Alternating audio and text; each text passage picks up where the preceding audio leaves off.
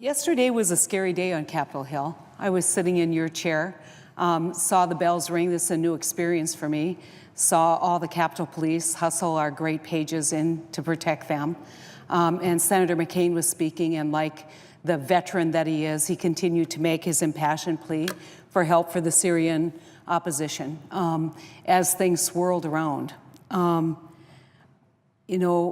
think for members of our staff and members of the Senate and the House and all the tourists and the visitors, the only thing that stood at that moment between them and potential harm was the Capitol Police and the Secret Service.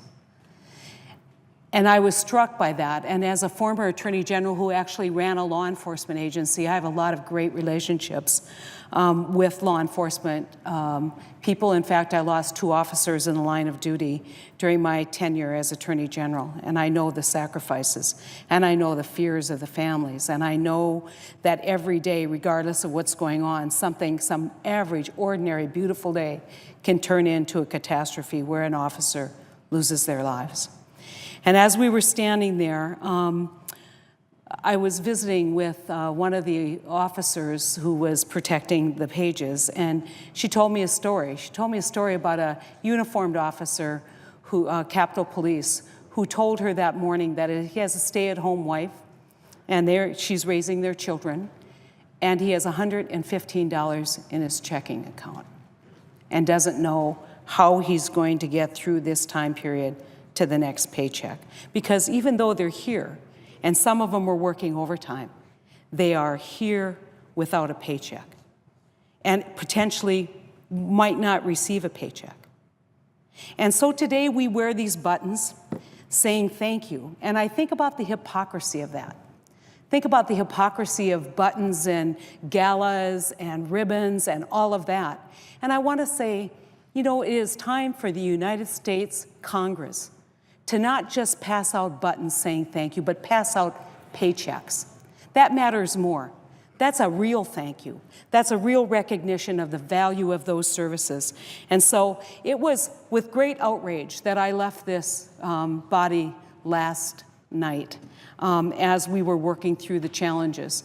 And I realized the great humor of the Capitol Police. I was leaving the building and visiting with my guys at the door, and he was giving me a hard time, and I said, I want to thank you. I want to thank you for being here every day. I want to thank you for your sacrifice. I want to thank you for the trauma that your family goes through. And he goes, yeah, just think how good I'd be if you actually paid me.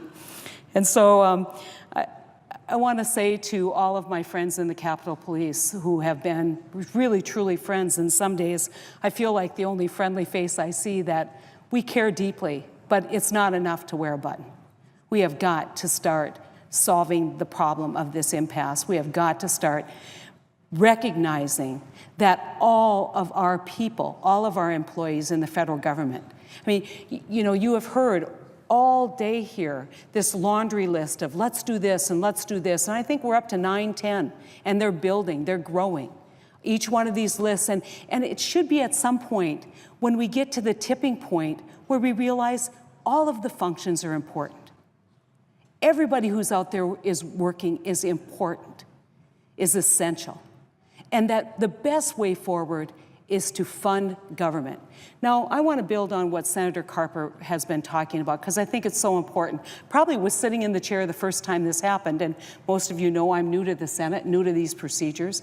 And Senator Murray, who's chair of the Budget Committee, came out and she asked to appoint a Budget Conference Committee. I know this process fairly well. We get the big targets, and then they get passed down to the appropriators, who then build the budget within those guidelines. And Senator from Texas stood up and objected. And I thought, why would you object to the appointment of a conference committee with the House and with Representative Ryan, who has been a staunch conservative and a staunch proponent of targets that I would think that the senator from Texas agreed to. And there was this long back and forth, and Senator Murray sat down, and that was the end of it. And I was perplexed. I thought, well, when do we get to vote on this conference committee? When do we get to, kind of tell her it's okay? Because I doubt there's a whole lot of people in this place who agree that we shouldn't go to conference, only to find out there's something called unanimous consent.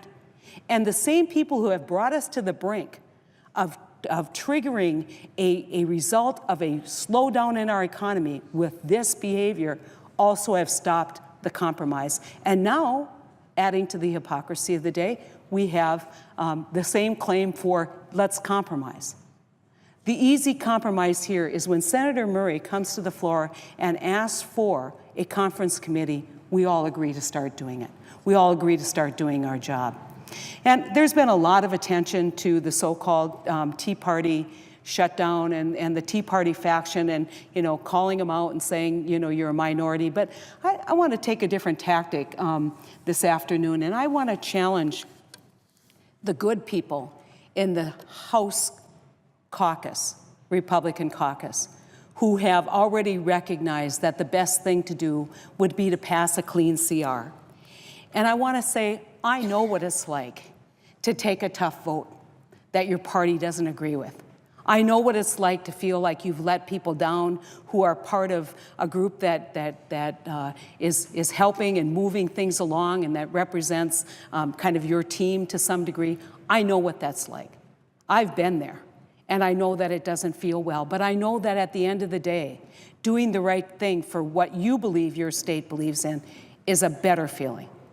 And so I'm just suggesting that maybe the minority of the majority that has an opportunity to step forward and to take on this challenge and do the right thing are those folks who know this is wrong.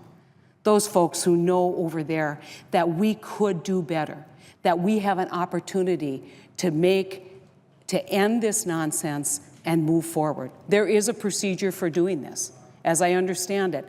And so I really want to just speak to those folks who I think are good-hearted, who understand the impact of this on families, on children, on our Native Americans. I could tell you terror stories. Right now we're looking at a snowstorm in North Dakota, and many of our Native families rely on fuel assistance, and the people who do that aren't at the job. And so how are they going to heat their houses in the middle of this snowstorm? This is life and death. And I don't see a special provision coming across for those folks. And that's the problem when you piecemeal this. And I think there's good people in the House Republican caucus who know that. And if there is a way that they can, in fact, step forward, there won't be a lot of glory in their caucus. Trust me, I know. There won't be a lot of pats on the back, and it might be pretty chilly for a long time. But you will have your conscience clear, knowing that you did the right thing. And so I am hopeful that we can get good people to step forward, to stand up to behavior that can only be described in some ways as, so it's been talked about as hostage taking here. It's really bullying behavior when the small minority does this. And so let's step forward. Let's do the right thing. I challenge you to do the right thing on behalf of the Native Americans, on behalf of my sheriff from Fargo who is sent home from Quantico, the premier training facility, and waited years and years to be in the queue to get that training and now has been sent home. On behalf of law enforcement and on behalf of the Capitol Police, that where we, yes, honor them today by bearing these buttons, let's honor them more by passing out paychecks.